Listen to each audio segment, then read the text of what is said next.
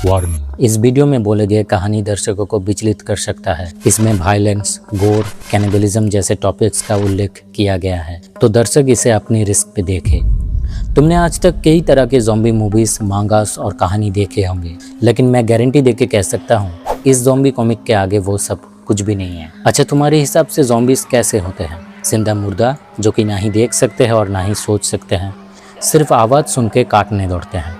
लेकिन कैसा हो अगर वही ज़ॉम्बीज इंसानों की तरह ही सोचने, समझने और देखने लग जाए, तो क्या होगा?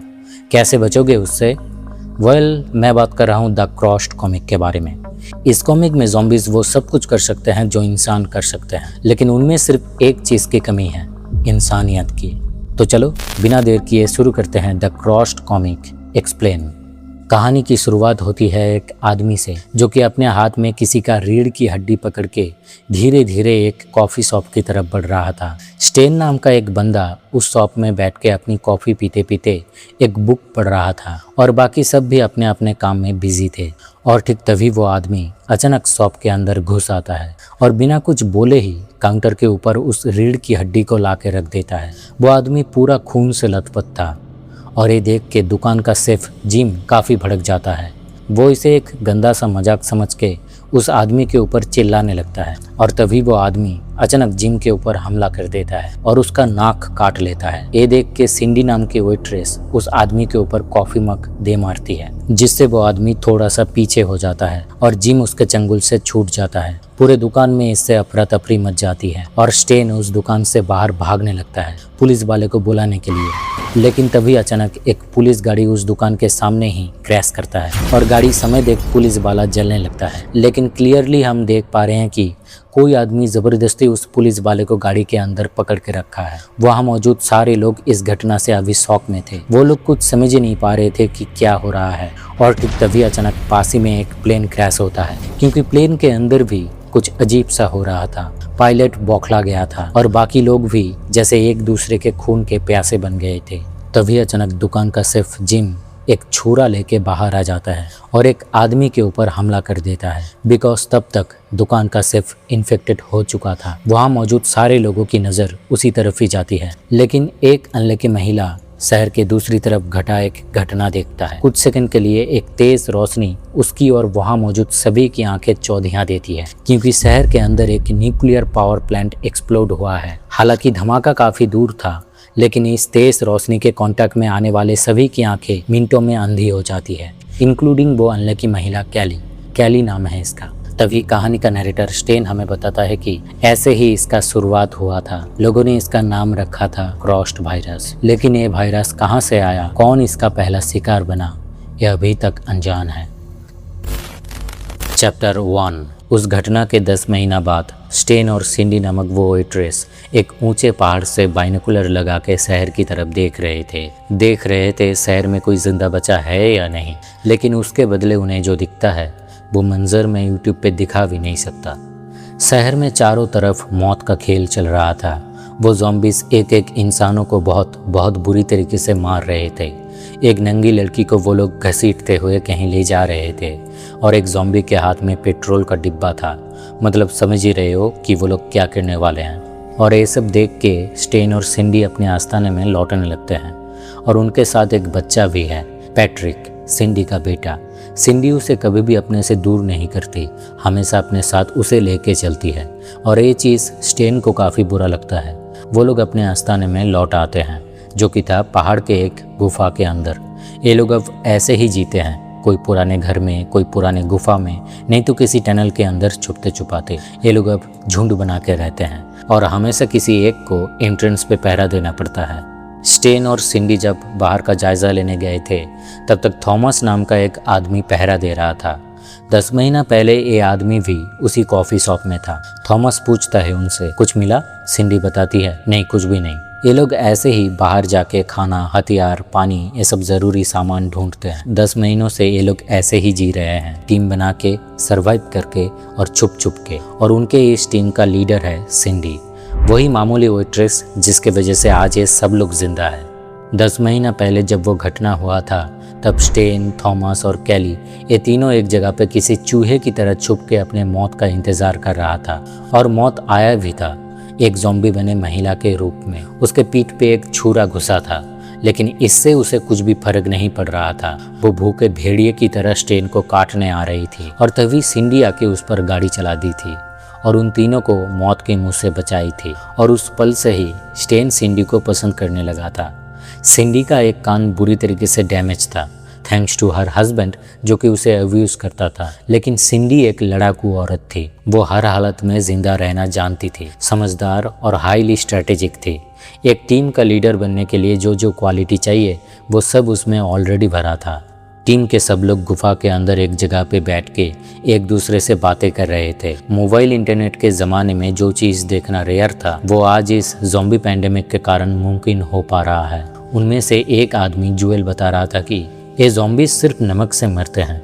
मैंने देखा है एक ज़ॉम्बी को नमक से छटपटाते हुए, लेकिन कोई भी उसके बातों का यकीन नहीं कर रहा था। वो अंधी लड़की कैली बोलती है, जुएल तुम समझ रहे हो ना क्या बोल रहे हो? तुम हमें जानबूझकर मौत के मुंह में ढकेल रहे हो। इस सिचुएशन में जहाँ खाना मिलना तक नसीब की बात होती है, वहाँ तुम लोगों को जिंदा रहने का एक झूठा दिलासा दे रहे हो। और स्टेन भी जुएल को बोलता है, तुम्हें क्या लगा ये कोई साइफाई मूवी है? ज़ॉम्बीज़ को मारने का एंटीडोट मिल गया तुम्हें और तुम जाके सरकार को बताओगे और सरकार हेलीकॉप्टर से पूरे देश में नमक का छिड़काव करेगा और हम सब लोग जिंदा बच जाएंगे। हा नॉट फनी। अरे कोई भी सरकार बचा नहीं है, अब कोई नहीं सुनेगा तुम्हारी बात। जुएल बोलता है, अरे कोशिश तो कर सकते हैं ना हम, ऐसे चुप चुप के कितने दिन तक जिएंगे? लड़ाई तो करनी पड़ेगी ना हमें। और तभी कैली बोलती है, तुम लड़ोगे? तुम लगाओगे अपनी फैमिली की जान दाव पे? और बस जुएल चुप हो जाता है। पास ही में उसकी बीबी और बच्ची बैठी थी जिनसे वो बेहद प्यार करता है। इनका जान वो कभी भी दाव पे नहीं लगा सकता, या लगा सकता है। अगले दिन सुबह उन्हें गुफा छोड़ के निकलना पड़ता है क्योंकि कुछ ज़ॉम्बीज़ का झुंड उसी तरफ ही आ रहा था। वो लोग आगे जाके एक पहाड़ चढ़ने लगते हैं और तभी जुएल के बीबी के पैर में मोच आ जाती है। वो जुएल को बोलती है, हनी तुम बच्ची को लेके जाओ, मैं और चल नहीं पाऊंगी। तुम अपनी गन निकाल के मुझे मार दो, इन ज़ॉम्बीज़ के हाथों से मरने से तो लाख गुना अच्छा होगा ये। लेकिन जुएल उल्लू का पट्टा बोलता है, नहीं हनी नहीं, मैं तुम्हें यहाँ पे छोड़ नहीं सकता। और वो अपने चारों तरफ नमक का एक घेरा बना के अपनी फैमिली के साथ वहाँ खड़ा हो जाता है और ज़ॉम्बीज़ उनकी तरफ ही बढ़ने लगता है। सच में जुएल ने उस वक्त जो साहस, जो हिम्मत दिखाई थी, उसकी दाद देनी पड़ेगी। सच में अगर ये नमक वाली आइडिया काम करता तो पूरे इंसानी नस्ल के हाथ में एक पावरफुल हथियार लग जाती। लेकिन जैसा कि स्टेन ने बताया था, ये कोई साईफाई मूवी नहीं है, दिस इज़ रियलिटी। और रियलिटी में होप का मतलब होता है जुआ, अपने लाइफ के साथ, अपने फैमिली के साथ मौत का जुआ। और इस जुए का परिणाम जुएल चुकाता है बहुत बहुत बुरी तरीके से। वो ज़ॉम्बीज़ उसे और उसकी बीवी को उसी नमक के घेरे के अंदर ही मारते हुए, उनके एक एक को बाहर निकालते हुए उन्हें आर करने लगता है। लेकिन वो लोग उनके बेटी के साथ ये नहीं करते, सीधा 2 पीस कर देते हैं और खा जाते हैं। और आखिरी वक्त में जुएल की बीबी चिल्लाते हुए उसे गंदी गंदी गाली दे रही थी। So this is reality, this is crossed. और मुझे इस पॉइंट तक आते आते इस कॉमिक का एक आइडिया लग चुका था कि क्या क्या हो सकता है इस कॉमिक में, या फिर मैं बोलूं क्या नहीं हो सकता इस कॉमिक में। बाकी के टीम मेंबर्स तब तक बहुत आगे निकल आते हैं और ज़ॉम्बीज़ उनका और पीछा नहीं करते, थैंक्स टू जुएल। चैप्टर 2। उसके बाद उनकी टीम कंट्री साइड एरिया में एक पुराने घर में शेल्टर लेती है। उस घर में एक जनरेटर था। वो लोग उसे चला के अपनी वॉकी टॉकीज और टॉर्च लाइट चार्ज कर लेते हैं। आसपास कोई ज़ॉम्बी नहीं था, वरना वो जनरेटर की आवाज़ सुन लेता। रेंडल नाम का एक बंदा बताता है कि न्यूयॉर्क पूरा पानी में डूब चुका है और कनाडा के बॉर्डर में बहुत ज़्यादा तादाद में ज़ॉम्बी मिलिट्री घूम रहा है, क्योंकि शुरुआती दिनों में कनाडा के सरकार ने सोचा था बॉर्डर सील करने से उनकी कंट्री सेफ रहेगी, लेकिन तब तक बहुत देर हो गया था। जो भी हो, वो लोग प्लान बनाते हैं कि वो लोग उत्तर पश्चिम में अलास्का की तरफ जाएंगे, जहाँ पे कम आबादी होती है, और आबादी कम होने का मतलब ज़ॉम्बीज़ वहाँ पे नहीं आएंगे। रेंडल और बोलता है कि कुछ महीना पहले उसने देखा था कुछ ज़ॉम्बीज़ अपने ही साथी को मार के खा रहे थे। इसका मतलब ज्यादा दिन तक खाना ना मिलने से वो लोग अपने ही साथी को मार के खा लेते हैं और वो लोग धीरे धीरे टीम बनाना भी सीख रहे हैं। मतलब वो लोग इंसानों की तरह धीरे धीरे स्मार्ट हो रहे हैं और उनके चेहरे पे जितना बड़ा क्रॉस का निशान उतना ही पुराना ज़ॉम्बी है वो और उतना ही तजुर्बे वाला। फिर सिंडी उठकर बाहर का जायजा लेने जाती है और स्टेन और थॉमस चेस खेलने बैठ जाते हैं। यहाँ पे हम देख पाते हैं कि उन दोनों में काफी अच्छी दोस्ती है। खेलते खेलते थॉमस स्टेन को पूछता है, तुझे सिंडी के ऊपर क्रश है ना? नहीं तो? अरे झूठ मत बोल, सब पता है मेरे को। और ठीक तभी वहाँ सिंडी आ जाती है और 2 मिनट के अंदर सबको अपना अपना सामान बांध लेने बोलती है। उनके टीम का एक बूढ़ा मेंबर जेफ बाहर पहरा देने के बजाय कुछ डेड बॉडीज को ले जाके गाड़ रहा था, उनका समाधि दे रहा था। इरादा काफी अच्छा था, लेकिन इस हालत में ऐसे बेवकूफी का रिस्क सिंडी नहीं ले सकती, इसलिए वो लोग घर से निकल के बाहर जंगल की तरफ भागने लगते हैं। लेकिन तभी पीछे से ज़ॉम्बीज का एक झुंड उन पर गोली चला देते हैं। हालांकि वो लोग काफी दूर थे, लेकिन फिर भी एक गोली आके लगती है रेंडल के शोल्डर पे। लेकिन कैसे भी करके वो लोग वहाँ से भागने में कामयाब होते हैं। रात को वो लोग जंगल के अंदर शेल्टर लेते हैं। बाहर बारिश हो रही थी और रेंडल दर्द के मारे चिल्ला रहा था। उनके टीम में एक डॉक्टर भी था, लेकिन वो समझ नहीं पा रहा था कि गोली का घाव तो इतना गहरा नहीं है, लेकिन फिर भी रेंडल को इतना दर्द क्यों हो रहा है। वो पूरी रात रेंडल के साथ उसी के टेंट में रहता है और उसका मरहम पट्टी करता है। दूसरे दिन सुबह उठकर स्टेन और सिंडी एक बार बाहर का जायजा लेने जाते हैं और वो लोग देखते हैं कि वो ज़ॉम्बीज सारे एक जगह पे गोल होके खड़े होके अपने अपने जूस निकाल रहे थे, समझ रहे हो ना? और वो जूस वो लोग एक बोल के अंदर जमा कर रहे थे और ध्यान से देखने पर सिंडी को दिखता है उस बोल में सारे के सारे बुलेट्स भरे थे। मतलब वो लोग पहले जूस से उन बुलेट्स को इन्फेक्ट कर देता है, फिर वो लोग उन बुलेट्स को इंसानों के ऊपर चलाते हैं। सिंडी ये देख के तुरंत टेंट की तरफ दौड़ती है, लेकिन तब तक बहुत देर हो चुकी थी। टेंट में रेंडल एक ज़ॉम्बी में बदल चुका था और वो पहला शिकार अपने डॉक्टर का ही करता है। फिर वो टेंट के बाहर निकलता है। यहाँ पे हम देख पा रहे हैं कि रेंडल के चेहरे पे वो क्रॉस का निशान बन गया है, मतलब अब वो पूरा इन्फेक्टेड हो चुका है। वो बाहर निकल के सबसे पहले कैली को काटने दौड़ता है और कैली बेचारी अंधी औरत लड़खड़ाते हुए भागने लगती है। लेकिन शुक्र है कि सिंडी वहाँ टाइम पे पहुँच जाती है और एक शॉटगन से रेंडल को गोली मार देती है। रेंडल मारा जाता है। इट इज सो सैड, जो आदमी अब तक उनके टीम को रास्ता दिखा रहा था वो अपने ही टीम के हाथों मारा जाता है और साथ में उनके टीम का एकलौता डॉक्टर भी मारा जाता है। मतलब अब एक छोटा सा बुखार भी उनके लिए जानलेवा साबित हो सकता है। लेकिन इसके लिए आंसू बहाना या शोक मनाने का टाइम नहीं था, टीम को आगे बढ़ना पड़ता है। सिंडी बताती है कि वो लोग अलास्का की तरफ ही जाएंगे। चैप्टर 3। आगे बढ़ते बढ़ते टीम अब एक ज़ॉम्बीज के झुंड के काफी करीब आ जाते हैं। वो लोग गाड़ियों के पीछे छुप के उनके जाने का इंतजार करते हैं। कुछ देर में वो ज़ॉम्बीज वहां से चले जाते हैं और सिंडी की टीम बाहर निकल के आसपास का दुकान वगैरह सर्च करने लगते हैं, खाना वगैरह ढूंढने लगते हैं। तभी टीम के एक बंदे को बीच रास्ते में एक फूड कैन पड़ा हुआ दिखता है। वो बिना कुछ सोचे ही उसे उठाने जाता है और उसका पैर एक बियर ट्रैप में फंस जाता है और पीछे से कोई अचानक उस पर तीर चला देता है और वो लड़का मारा जाता है। टीम के बाकी मेंबर्स तुरंत हमलाकारी को ढूंढ लेते हैं और उस पर गोली चला देते हैं। गोली लगने से वो औरत सीधा 3 मंजिला बिल्डिंग से नीचे आके गिरता है और पता नहीं कहां से कुछ बच्चे आके उस औरत को गार्ड करने लग जाते हैं। सिंडी तो उन पर गोली चलाने ही वाली थी, लेकिन वो रुक जाती है ये देख के कि वो बच्चे ज़ॉम्बी नहीं है और ना ही वो औरत है, तो फिर वो उन पर हमला क्यों किया? इसका जवाब वो औरत खुद ही देती है, जो जानना सच में स्केरी था मेरे लिए। वो बोलती है ये बच्चे उसके स्टूडेंट्स हैं और वो एक टीचर है। जब ज़ॉम्बीज ने हमला किया था उनके स्कूल पर, तब वो इन बच्चों को लेके वहाँ से भाग आई थी, लेकिन इतने सारे बच्चों को बचाना और उनके लिए खाना ढूंढना बहुत मुश्किल था, इसलिए वो इन बच्चों को इंसानी मांस खाना सिखाया है।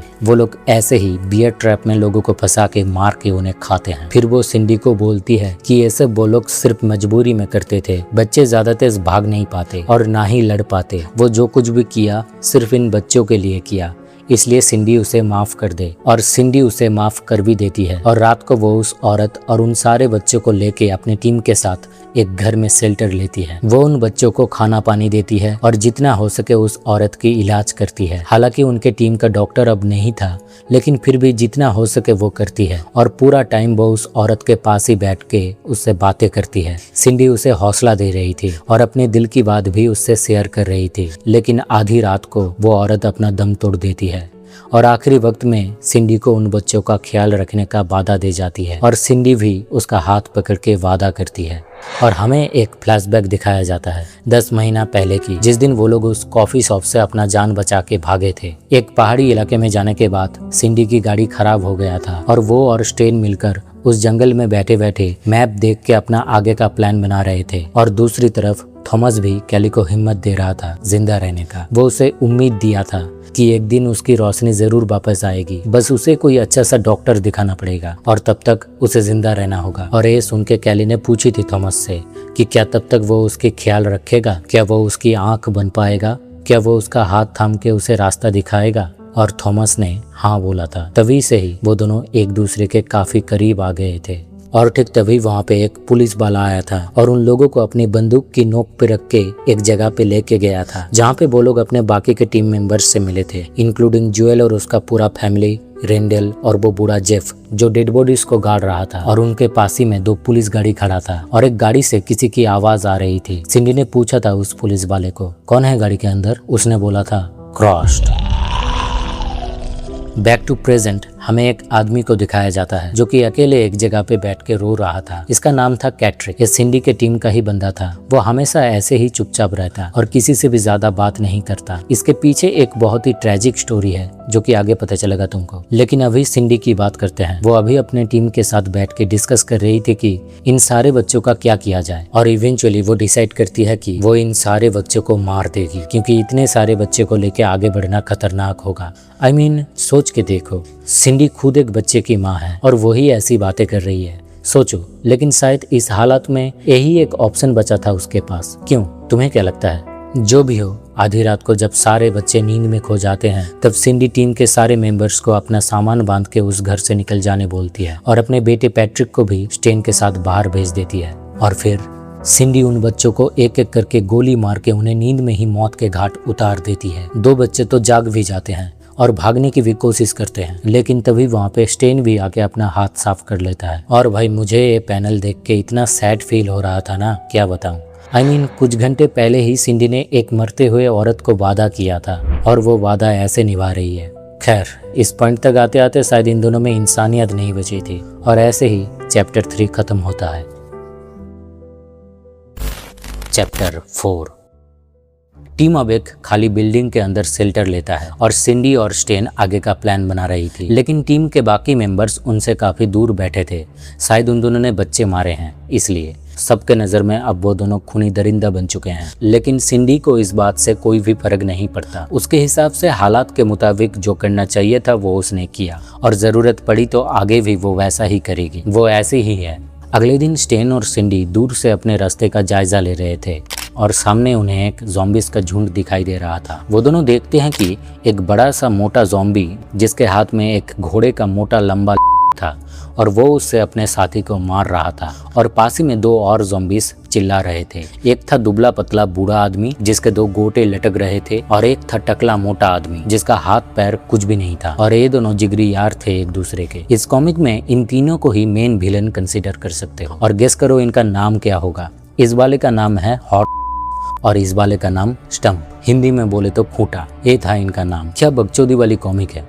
जो भी हो, बैक टू द स्टोरी। वो ज़ॉम्बीज कुछ इंसानों को पकड़ के मार नहीं रहे थे, बल्कि वो उन्हें एक बंद कंटेनर के अंदर 2-3 और ज़ॉम्बीज के साथ डाल रहे थे। फिर वो उन्हें लड़ाई करने के लिए कुछ हथियार भी देता है, जिससे कि कंटेनर के अंदर फंसे ज़ॉम्बीज और इंसानों के बीच दमदार लड़ाई होगा और वो लोग एक दूसरे को ही मारेंगे काटेंगे। और ये तीनों ऊपर से खड़े खड़े सब कुछ देख के मजा करेंगे। यानी कि ये लोग अब इंसानों की तरह ही एंटरटेनमेंट ढूंढ लिया है। और ये सब देख के स्टेन और सिंडी तो समझ जाते हैं कि दिन के उजाले में इनसे बच के भागना नामुमकिन है। अगर पकड़े गए तो खैर नहीं, इसलिए वो लोग रात होने का इंतजार करते हैं। और इस बीच हमें फिर से वही फ्लैशबैक दिखाया जाता है। उस पुलिस गाड़ी के अंदर क्या है ये देखने के लिए जब सिंडी पास जाती है तब वो देखती है गाड़ी के अंदर एक कैदी है जो कि ज़ॉम्बी में बदल चुका है। सिंडी उस पुलिस वाले को बोलती है, इसे मार क्यों नहीं देते आप? पुलिस वाला कहता है, नहीं, इसने मेरी वाइफ को किडनैप करके कहीं छुपा के रखा है और मैं इससे सच उगलवा के रहूंगा। और ये सुन के सिंडी उस पुलिस वाले को समझाती है कि ये मुजरिम इंसान नहीं रहा और इससे अगर जानकारी उगलवा भी लो तो भी कोई फायदा नहीं होगा, क्योंकि अब तक शायद उसकी वाइफ भी ज़ॉम्बी बन चुकी है। लेकिन पुलिस वाला तो प्यार में अंधा था। वो सिंडी की बात नहीं मानता। उल्टा वो गाड़ी का दरवाजा खोल के उस कैदी के ऊपर चिल्लाने लगता है और वो इन्फेक्टेड कैदी तभी पुलिस वाले के मुंह पे थूक देता है। इससे पुलिस वाले को जलन होने लगता है और वो ब्लाइंडली 2-4 गोली इधर उधर फायर कर देता है। एक गोली तो सिंडी के पास से निकलती है और फिर वो पुलिस वाला जमीन पे बैठ जाता है शांत होके। लेकिन तब तक सिंडी का खोपड़ा गर्म हो चुका था। वो अपने जेब से बंदूक निकाल के उस कैदी को शूट कर देती है और पीछे मुड़कर देखती है कि वो पुलिस वाला भी इन्फेक्टेड हो चुका था। और ये देख के सिंडी तुरंत उसका भी काम तमाम कर देती है और तभी से ही बिना कुछ बोले ही सब लोग उसे अपना टीम का लीडर मान चुके थे। फिर बैक टू प्रेजेंट अब रात हो चुकी थी और सारे ज़ॉम्बीज डेड बॉडीज से कैंप फायर जला के मजे से बैठ के मीट खा रहे थे। और मैं बोलना नहीं चाहता कि किसका मीट खा रहे हैं, तुम खुद समझ जाओ। लेकिन इस बात का फायदा उठा के सिंडी और उसकी टीम एक ब्रिज क्रॉस करके वहां से भागने लगते हैं। ब्रिज लगभग टूटा था, सिर्फ एक मेटल का बीम जुड़ा हुआ था जिससे वो लोग क्रॉस कर रहे थे। सबसे पहले स्टेन, पैट्रिक और सिंडी ब्रिज के उस पार चले गए थे और धीरे धीरे बाकी सब लोग भी ब्रिज क्रॉस कर रहे थे। सबसे ज्यादा परेशानी हो रही थी कैली को, क्योंकि वो देख नहीं सकती, इसलिए ब्रिज क्रॉस करने में उसे ज्यादा वक्त लग रहा था। लेकिन तब तक वो बिना हाथ पैर वाला ज़ॉम्बी कुछ सेंस कर लिया था और सारे के सारे ज़ॉम्बीज मिलकर उनकी तरफ ही दौड़ते हुए आ रहे थे। स्टेन और सिंडी ब्रिज के उस पार से गोली चला के उन्हें रोकने की कोशिश कर रहे थे, लेकिन मुर्दे कहाँ रुकने वाले थे। इन द मेन टाइम कैली तो कैसे भी करके ब्रिज क्रॉस कर लेती है, लेकिन लास्ट में बचती है सीना नाम की एक औरत। ज़ॉम्बीज तब तक उनके बहुत करीब आ चुके थे, इसलिए वो औरत जल्दबाजी में छलांग लगाती है और वो बीम टूट जाता है। वो कैसे भी करके ब्रिज पकड़ के झूल जाती है, लेकिन तब तक वो ज़ॉम्बीज उसके बहुत करीब आ चुका था। आखिरकार वो और कोई रास्ता ना देख के हाल छोड़ देती है और नीचे गिर जाती है। कम से कम ज़ॉम्बीज के हाथों से मरने से तो लाख गुना अच्छा था ये। और ऐसे ही स्टेन, सिंडी और बाकी के टीम मेंबर्स जान बचा के भागने में कामयाब होते हैं। लेकिन ब्रिज के उस पार से एक ज़ॉम्बी चिल्ला के बोलता है, तुम लोग कब तक बचोगे? हाँ, वो बच्ची वाली औरत और 4 आंखों वाले, तुम दोनों को हम पकड़ ही लेंगे। और ये सुनना बहुत क्रीपी था। ऐसे इन दोनों को एड्रेस करके टारगेट करना, ये ज़ॉम्बीज तो इंसानों के मुकाबले कहीं से भी कम नहीं है। चैप्टर 5।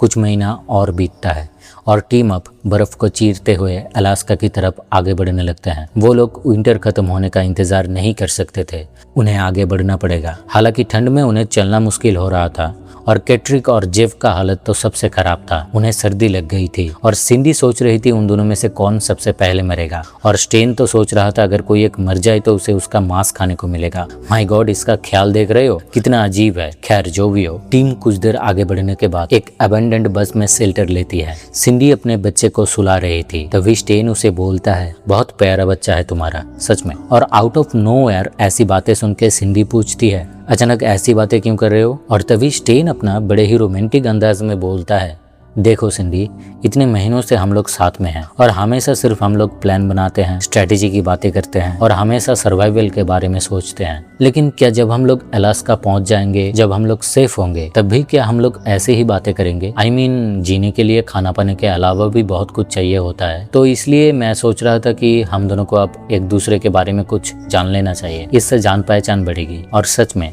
कहीं ना कहीं मुझे लगता है कि इस कठोर औरत के पीछे एक नरम दिल छुपा है और शायद मैं किसी दिन तुम्हें उस नरम दिल वाली औरत का मुस्कुराता हुआ चेहरा देख लूंगा। सही है यार। स्टेन इस हालत में भी रोमांस के बारे में सोच रहा है, लेकिन सिंडी इसका एक करारा जवाब देती है। वो बोलती है, नहीं, जान पहचान बढ़ने से दया आ जाएगी मेरे मन में, जिससे कि फिर मुझे खराब सिचुएशन में तुम्हें गोली मारने में प्रॉब्लम होगी। और रही बात हंसने की, जब भी मैं लाइफ में दिल खोल के हंसी हूँ तभी मेरे साथ कुछ ना कुछ बुरा हुआ है, इसलिए वो भी भूल जाओ।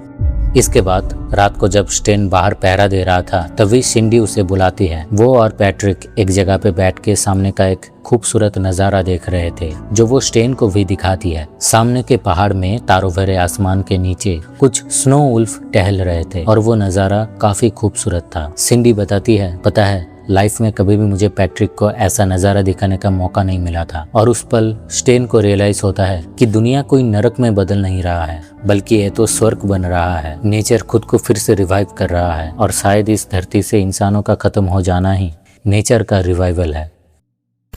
चैप्टर 6।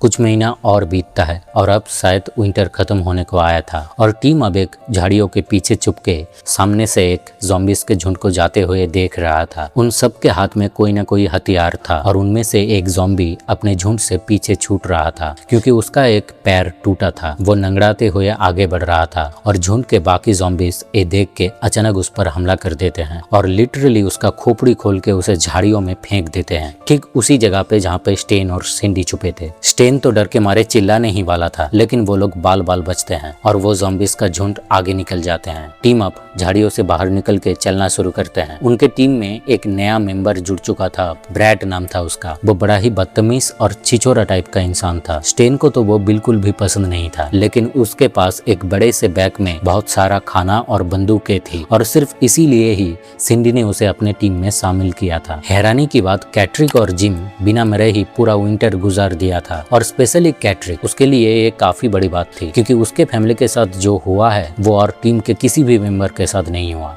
वो अपने फैमिली के साथ एक बीच पे घूमने गया था। वो समुद्र में तैर रहा था, तभी उसकी बीबी चिल्लाते हुए बोलती है कि रेडियो में कुछ अजीबोगरीब से खबरें आ रही है। कैट्रिक कुछ समझ पाता उससे पहले ही एक आदमी पीछे से आके उसके बीबी को खत्म कर देता है, उसके आंखों के सामने ही। वो हड़बड़ी में किनारे की तरफ तैरता है, लेकिन तब तक 4 और ज़ॉम्बीज आ जाते हैं और उसके 2 छोटे बच्चों को जैसे लकड़ियां काटते हैं वैसे ही कर देते हैं और एक ज़ॉम्बी पुलिस वाला उसके ऊपर गोली चला देता है। वो डर के मारे पानी के अंदर गोते लगाता है और तभी उसे पानी के अंदर दिखाई देता है अपनी बीबी का मुखड़ा। वो बहुत देर तक पानी में छुपा रहता है और ज़ॉम्बीज के चले जाने के बाद जब वो किनारे पे आता है तब सब कुछ खत्म हो चुका था।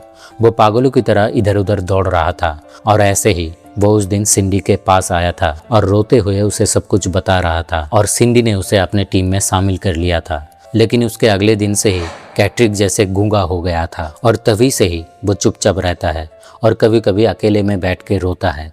बैक टू प्रेजेंट, स्टेन और ब्रैड फिर से एक बहस में उलझ गए थे इस बात पे कि आगे का रास्ता वो लोग कैसे तय करेंगे। ब्रैड के मुताबिक उन्हें रेगिस्तान का रास्ता पकड़ना चाहिए क्योंकि वो रास्ता सीधा और शॉर्टकट होगा और ज़ॉम्बीज भी उन्हें ज्यादा देर तक पीछा नहीं कर पाएंगे। वो लोग तो इंसानों की तरह पानी का बोतल साथ में लेके नहीं चलते ना। लेकिन स्टेन के मुताबिक ये आइडिया बिल्कुल खराब था क्योंकि रेगिस्तान के रास्ते में उनका भी हालत ज़ॉम्बियों जैसा ही होगा। कितना ही पानी वो लोग साथ में लेके चलेंगे, बस इसी बात पे ही दोनों झगड़ रहे थे। तभी सिंडी आके स्टेन को बाहर पहरा देने बोलती है और कहती है कि वो ब्रैड के मुताबिक ही चलेगी। स्टेन ये सुन के काफी अपसेट होता है। सिंडी उसे इग्नोर करके उस नए लड़के की बात सुन रही है। वो उदास होके बैठा था कि तभी वहाँ पे एक कुत्ता पता नहीं कहाँ से आ जाता है और स्टेन के पास आके उसे घूरने लगता है। स्टेन खुद को और रोक नहीं पाता, वो उसे पेट करने लगता है।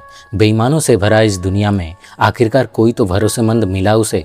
अगले दिन वो लोग पूरा दिन आराम करते हैं और सिंडी साफ शब्दों में कह देती है स्टेन को कि कुत्ते का खाना उसे अपने हिस्से से ही देना पड़ेगा, जो स्टेन मान भी जाता है।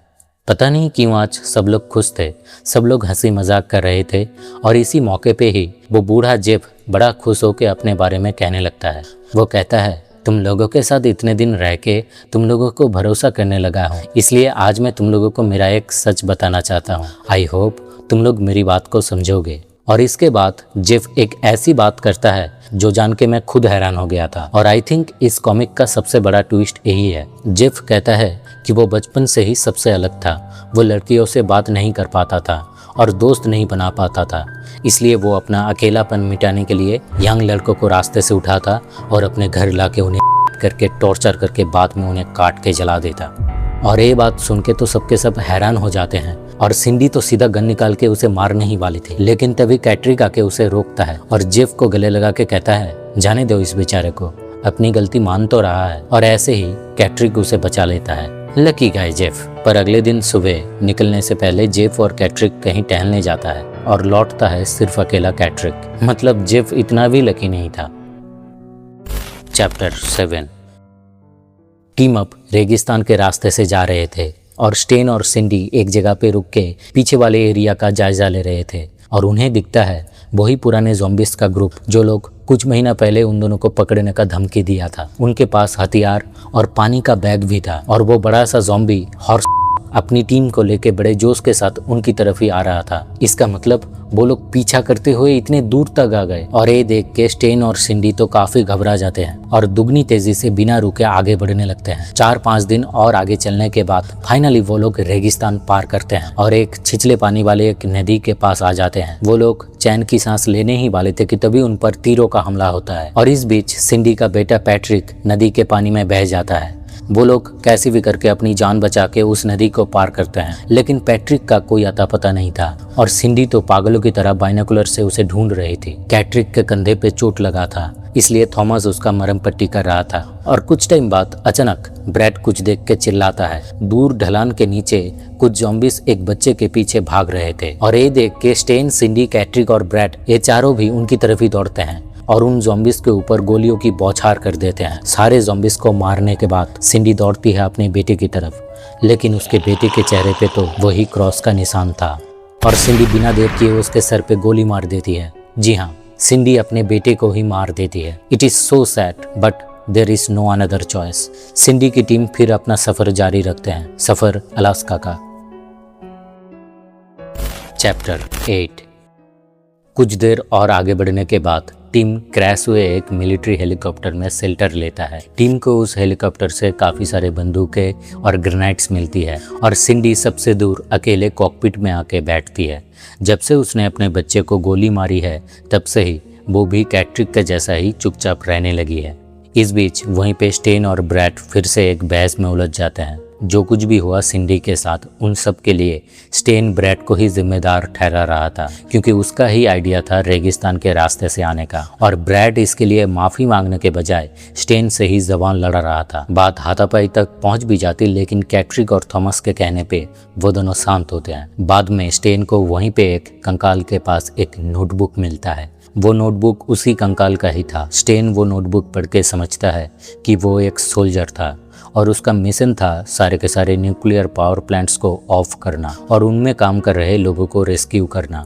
लेकिन सरकार की तरफ से उनके लिए एक और सीक्रेट ऑर्डर भी था कि काम हो जाने के बाद पावर प्लांट्स में काम कर रहे सारे के सारे वर्कर्स को भी मौत के घाट उतार देना, क्योंकि उन्हें जिंदा रखना बहुत ही रिस्की होता। इन्फेक्शन से अगर वो लोग ज़ॉम्बी में बदल जाते तो वो लोग दुनिया के लिए थ्रेट साबित होते। मिशन कंप्लीट करके वो लोग जब लौट रहे थे तब बीच रास्ते में उन्हें इमरजेंसी क्रैश लैंडिंग करनी पड़ती है और इस बीच उस सोल्जर का पैर टूट गया था, इसलिए उसके साथी सब उसे और प्लेन को वहीं पे छोड़ के वहाँ से चले गए थे और वो अकेला वहीं पे बैठे बैठे भूख और प्यास से अपनी मौत का इंतजार कर रहा था। आखिरी वक्त में वो पछता रहा था अपने खुद के किए गए कामों के लिए और निर्दोष लोगों को मारने के लिए। लेकिन फिर भी वो नोटबुक के अंत में लिखता है, आई होप गॉड मुझे माफ़ करेंगे। आई होप मैं एक अच्छा सोल्जर साबित हुआ। आई होप मैं एक अच्छा हस्बैंड, एक अच्छा पिता साबित हुआ। Captain Mike Juno. अगले दिन फिर से वो लोग चलना शुरू करते हैं और सिंडी जस्ट चुपचाप सबसे दूर अकेले अकेले आगे बढ़ रही थी। सिर्फ अकेला ब्रैड बड़बड़ किए जा रहा था। कुछ टाइम बाद वो लोग एक जगह पे खाने बैठते हैं। स्टेन का वो कुत्ता ब्रैड के हाथ में मीट देख के उससे चिपकने लगता है और ब्रैड इससे चिड़चिड़ा होकर उसे एक लात मारता है। स्टेन ब्रैड को गुस्से में बोलता है, कुत्ते को लात मत मारना। ब्रैड बोलता है क्यों, और फिर से वो कुत्ते को लात मारता है। स्टेन फिर से बोलता है, कुत्ते को लात मत मारना, और फिर से ब्रैड रिप्लाई देता है क्यों, और फिर वो कुत्ते को तीसरा लात मारता है और इस बार स्टेन सीधा अपना बंदूक निकाल के उसे शूट कर देता है एकदम उसके हार्ट पे। फिर वो वहां से उठ के चला जाता है सिंडी के पास। सिंडी तो वैसे ही उदास बैठी थी, तो फिर स्टेन उससे बोलता है, देखो सिंडी, इस हालत में हम सब ने ही ऐसी ऐसी हरकतें की है जिससे हमारे इंसानियत पर शक होता है, लेकिन ये जो तुम अफसोस कर रही हो, पछता रही हो, यही तो एक सबूत है कि तुम उन ज़ॉम्बियों जैसा नहीं हो। बस यही एक चीज़ है जो हमें उनसे अलग बनाता है, हमें इंसान बनाता है। सिंडी, चलो मेरे साथ उस जगह पे पैट्रिक का अंतिम संस्कार करने। शायद इससे उसके आत्मा को शांति मिलेगी और तुम्हें भी थोड़ा सुकून मिलेगा। इसके बाद स्टेन और सिंडी फिर से उस जगह पे वापस जाने के लिए निकलते हैं जहाँ पे पैट्रिक मरा था और स्टेन थॉमस को आगे के रास्ते में आने वाले 2-4 लोकेशंस का नाम लिख के देता है और कहता है, इन सारे लोकेशंस पे कम से कम 2 दिन हमारे लिए वेट करना। उम्मीद तो है तुमसे दोबारा मुलाकात होगी और अगर नहीं हुआ तो अलविदा दोस्त। और थॉमस भी उससे अलविदा कहता है और स्टेन, सिंडी उनसे अलग हो जाते हैं और थॉमस, कैली और कैट्रिक अलास्का का सफ़र जारी रखते हैं। चैप्टर 9। इसके बाद स्टेन और सिंडी फाइनली उस नदी के पास पहुंचते हैं। स्टेन आगे जाके पैट्रिक का बॉडी ढूंढता है। बॉडी पूरा सड़ चुकी थी। वो फिर उस बॉडी को अपने स्लीपिंग बैग में लपेटता है और सिंडी को लाके देता है उसका अंतिम संस्कार करने के लिए। सिंडी वो करती है और बहुत देर तक वहीं पे बैठे बैठे रोती है। और फाइनली उसका मन हल्का होने के बाद वो फिर से स्टेन और उसके कुत्ते के साथ फिर से अलास्का का जर्नी शुरू करती है। हाँ, वह कुत्ता अभी भी स्टेन के साथ ही है। इधर टीम के बाकी तीनों अब बहुत दूर आ चुके थे और अलास्का के काफ़ी करीब आ चुके थे। 2 महीना बीत चुका है और इन 2 महीनों में वो लोग स्टेन के दिए गए 2 लोकेशंस में भी 2 दिन इंतज़ार कर चुके हैं। आगे बढ़ते हुए थॉमस और कैली स्टेन और सिंडी की ही बातें कर रहे थे, लेकिन तभी कैट्रिक बोलता है, ज़ॉम्बीज़ यहाँ तक आ चुके हैं, उनकी आवाज़ें सुनाई दे रही है, तुम दोनों भागो, मैं इनको रोकने की कोशिश करता हूँ। कैट्रिक बताता है कि वो अब भागते भागते थक चुका है, उसे और जिंदा नहीं रहना। ये कह के कैट्रिक वहीं ज़मीन पे बैठ जाता है और थॉमस और कैली आगे निकल जाते हैं। फिर कैट्रिक अपने मन में अपने बीबी बच्चों को बोलता है, बस थोड़ा और इंतज़ार करो, मैं आ रहा हूँ। और कुछ टाइम बाद उन ज़ॉम्बीज़ का झुंड सच में आ जाता है और वो लोग सीधा आके कैट्रिक पे गोली चला देते हैं, लेकिन वो भी रुकने वाला नहीं था। वो भी ज़ॉम्बीज़ के ऊपर गोली चलाता है, पर एक टाइम के बाद उसकी गोली खत्म हो जाती है और वो बूढ़ा ज़ॉम्बी आके उसका हाथ काट देता है। और फिर वो सीधा उसका पैंट खोल के उसका लेना शुरू करने ही वाला था कि तभी हॉर्स डॉग आके उसे मारता है। वो बूढ़ा गुस्सा हो जाता है और उसके साथ बहस करने लगता है, इसलिए को उसे बहुत मारता है और उसके पीठ से स्टंप को अपने पीठ में ले लेता है। असल में ये स्टंप वाला ज़ॉम्बी ही इनका सबसे बड़ा हथियार है। हाथ पैर ना होने के चलते इस ज़ॉम्बी का कान और नाक बहुत तेज है, जिससे ये लोग अपने शिकार का पता लगाते हैं। वो स्टंप ही को रास्ता दिखा के ले जाता है थॉमस और कैली के पास। वो लोग जंगल में एक जगह पे छुपे थे। इधर स्टेन और सिंडी को भी गोलियों की आवाज़ सुनाई देती है, मतलब वो लोग भी करीब आ चुके थे। इधर अचानक आके थॉमस को मारता है। थॉमस दूर जाके गिरता है और फिर वो कैली के साथ ज़बरदस्ती करने की कोशिश करता है, लेकिन तभी थॉमस उस पर झपट पड़ता है और दांत से उसके गले में काट लेता है। फिर ज़मीन पे गिर पड़ता है। फिर कैली और थॉमस मिलके और स्टंप का भेजा उड़ा देते हैं गोलियों से। फिर थॉमस कैली को बोलता है उसे मार देने के लिए, क्योंकि अब वो भी इन्फेक्टेड हो चुका है। लेकिन कैली बोलती है, तुमने वादा किया था, तुम मेरे साथ हमेशा रहोगे, किया था ना, तो फिर चलो दोनों आज एक साथ मरते हैं। और बस दोनों मिलकर पहाड़ की ऊंची चोटी से नीचे चले जाते हैं और ये सब स्टेन और सिंडी दूर से बाइनोकुलर से देख लेते हैं। सिंडी फिर स्टेन को बोलती है, अब और बचा ही क्या, चलो अब हम दोनों मिलकर बाकी ज़ॉम्बीज़ का खात्मा करते हैं। उसके बाद दोनों प्लान बना के घात लगा के एक एक ज़ॉम्बीज़ को मारना शुरू करते हैं, क्योंकि अब ज़ॉम्बीज़ का लीडर मर चुका था, इसलिए बाकी बचे हुए ज़ॉम्बीज़ उतने स्मार्ट नहीं थे। वो लोग बुद्धिहीन जानवरों जैसे थे और ऐसे जानवरों का शिकार स्टेन और सिंडी जैसे इंसान ही तो करते हैं। वो लोग एक एक करके सारे ज़ॉम्बीज़ का खात्मा कर देते हैं और फिर वो दोनों अलास्का का सफ़र फिर से शुरू करते हैं उस कुत्ते के साथ। और अच्छी बात, अब कोई उनका पीछा नहीं करेगा और सामने उनके एक सुंदर भविष्य दिखाई दे रहा है। और आखिर में सिंडी स्टेन का हाथ पकड़ती है और एक ब्यूटीफुल पैनल के साथ ये कॉमिक एंड होती है। मुझे इसका एंडिंग बड़ा ही सेटिस्फाइंग लगा। डिस्पाइट बीइंग ए गोर कॉमिक, इस कॉमिक का कैरेक्टर डेवलपमेंट एंड इसका स्टोरी मुझे काफ़ी बढ़िया लगा। एक्सट्रीम सिचुएशंस में इंसान कैसे रिएक्ट करेंगे, ये इस कॉमिक में बहुत ही अच्छे से दिखाया गया है। कैरेक्टर्स के फिलोसॉफी एंड उनके किए गए एक्शंस काफ़ी रियलिस्टिक हैं। तुम बताओ, तुम इस हालत में उनके जगह रहते तो क्या करते? क्या तुम भी उन बच्चों को मार देते? क्या तुम जोएल को वहीं पे छोड़ आते? क्या वो सीरियल किलर जेफ को तुम माफ़ कर देते? क्या ब्रैड को तुम नहीं मारते? कमेंट्स में लिख के बताओ। और यहाँ तक कोई अगर वीडियो देख रहा है तो प्लीज़ कमेंट कर दो, अच्छा लगेगा। क्रॉस्ड सीरीज एक बहुत ही पॉपुलर इंग्लिश फ्रेंचाइजी है। इसके बहुत सारे स्पिन ऑफ भी एग्जिस्ट करते हैं, जैसे crossed family value, crossed psychopath, crossed blood line etcetera. अगर डिमांड आया तो मैं उन पर भी वीडियो बनाऊंगा। अभी के लिए इस वीडियो को यहीं पे एंड करते हैं। अगर वीडियो पसंद आया तो लाइक करना, चैनल को सब्सक्राइब करना। मिलते हैं अगले वीडियो में। टाटा।